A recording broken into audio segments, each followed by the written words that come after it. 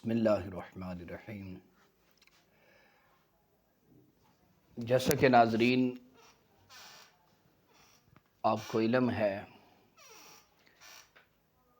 کہ یہ جو میں نے چینل بنایا ہے اس کا مقصد یہی تھا کہ لوگوں تک اچھی باتیں پہنچتے رہنا، اور الحمدللہ اس کا بہت اچھا لوگوں نے رزلٹ دیا۔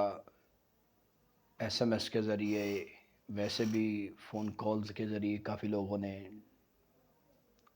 اپنی محبتوں سے نوازا۔ اللہ پاک ہم سب پہ اپنا فضل فرمائے اور ہم سب کا ایمان سلامت فرمائے۔ اس دفعہ میرے پاس کافی سارے سوالات ہیں اور بہت ساری چیزیں جن کے اوپر میں نے یہ ٹیلی کرنی چیزیں، تو کافی حضرات مجھ سے یہی سوال کرتے ہیں کہ حضرت صاحب آپ کی بڑی سادگی کے ساتھ ویڈیوز وغیرہ آ رہی ہیں۔ میرے بھائی، میرے محترم، مجھے اللہ نے الحمدللہ بہت نوازا ہے۔ جتنا پوری دنیا کو دیا نا مالک نے، اس سے زیادہ مجھے ایک انسان کو دیا ہے، ہر لحاظ سے نوازا ہے۔ اللہ کا ہمیں شکر ادا کرنا چاہیے۔ میں کئی دفعہ اپنے آپ پہ یہ بڑی توجہ دیتا ہوں کہ اے ابن آدم، یاد رکھ اللہ نے بہت ساری نعمتیں دی ہیں، اگر اس کا نہ شکرہ ہوا تو پھر کچھ بھی نہیں ملے گا۔ اس دنیا فانی کی خواہشات کی خاطر اللہ اور اس کے رسول کی حدود کو کبھی نہ توڑنا۔ تو میرا مقصد آپ تک اپنے آپ کو اپنی شخصیت پرستی کرانا نہیں، میرا مقصد آپ تک پیغام اللہ اور اس کے رسول کا، جو کہ ہمیں اس پرفتن دور کے اندر بہت اشد ضرورت ہے۔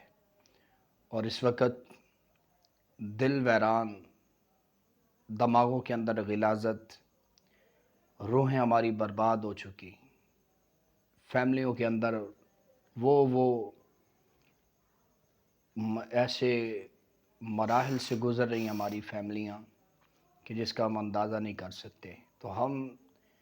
تو یہ جیسے دنیا کے اندر یہ یوٹیوب کے ذریعے پلیٹ فارم بنا، اس میں کافی سارے لوگ اپنا اپنا کردار ادا کر رہے ہیں، تو ہم نے بھی کوشش کی اور بہت سارے لوگوں نے مجھے توجہ دلوائی اس بات پہ، تو میں نے کہا چلو میرا بھی یہ مقصد ہونا چاہیے اور یہ مانی اس یوٹیوب چینل کے ذریعے آپ تک میں یہ چیزیں پہنچاؤں، اور مجھے اللہ پاک صحیح معنوں میں سننے، سمجھنے، دیکھنے کی توفیق عطا فرمائے، اور جو آپ تک پہنچاؤں وہ حق اور سچ ہو۔ میں خوابوں کی دنیا سے نکل کر یہ نہیں کہ آپ کو خواب سناؤں کہ فلاں کو خواب آیا، فلاں نے خواب میں یہ کہا، تو یہ ساری چیزوں سے بری الذمہ ہوں۔ ان چیزوں پہ میرا اپنا مائنڈ سیٹ نہیں۔ اللہ نے انسان کو اشرف المخلوقات آخر کیوں بنایا ہے؟